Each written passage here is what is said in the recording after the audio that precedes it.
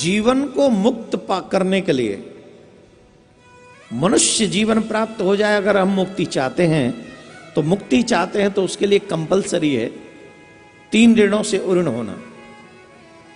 और उन 3 ऋणों में से एक ऋण है पितृ ऋण। हमारे शास्त्रों में यहां तक कहा गया है भगवान की पूजा सेकेंडली करो, पहले पितरों को मना के रखो, क्योंकि पितृ कृपा करेंगे तभी हमारा मन भी भक्ति में लगेगा, श्रद्धा में होगा, हमारा धर्म में श्रद्धा होगा। और पितरों को जब तक प्रसन्न नहीं किया जाएगा, वो पितृ हमारे घर में उथल पुथल मचा के रखते हैं। न तो फिर उथल पुथल होगी तो धर्म भी कहां होगा, कभी होगा कभी होगा। तो इसलिए पितृ जिसके लिए हम लोगों को इस धरती पे लेके आए, उन पितरों के कल्याण के लिए हमको प्रयासरत करना होना चाहिए, स्पेशली उन 15 दिनों में, क्योंकि हमारे यहाँ की 1 साल और वहाँ का 1 दिन बराबर है।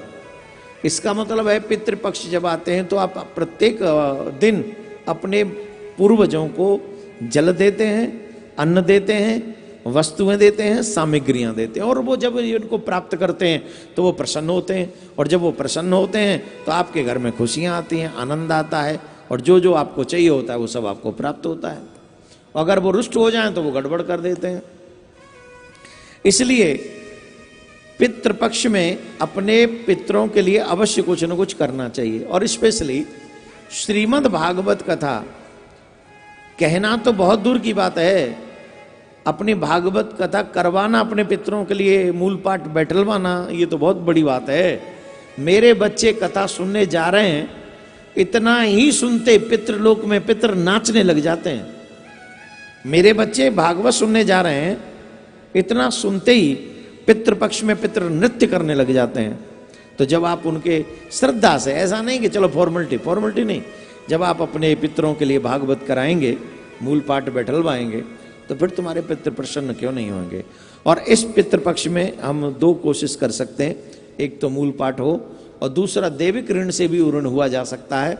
उन जिन लोगों को पितृपक्ष में जो जजमान बनेंगे, जिनकी भागवत की पोथी बैठेगी, उनके नाम से, पितरों के नाम से भी और उन लोगों के नाम से भी यहाँ पर यज्ञ किया जा सकता है, जिससे आप तुरंत देवताओं के ऋण से भी ऋण हो जाएं।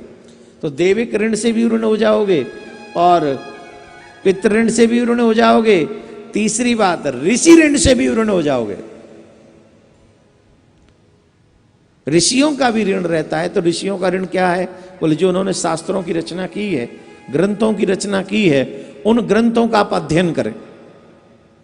पर शास्त्र बहुत हैं, ग्रंथ बहुत हैं, व्यक्ति की आयु 100 वर्ष है, इसमें क्या करेगा? तो श्रीमद् भागवत 7 दिन सुने, इतने में ही उसका ऋण, ऋषि ऋण उतर जाएगा।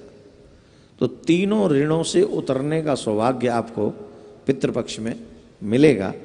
तो आइए इस यात्रा को हम और आप प्रारंभ करते हैं, अपने तीनों ऋणों से उऋण होकर अपने कल्याण के उस मार्ग पर चलते हैं, जहाँ से हमारे पितृ प्रसन्न हो, जहाँ से हमारे देवता प्रसन्न हो, और जहाँ से ऋषि भी प्रसन्न होकर हमें हमारे कल्याण के मार्ग पर जाने का आशीर्वाद दें।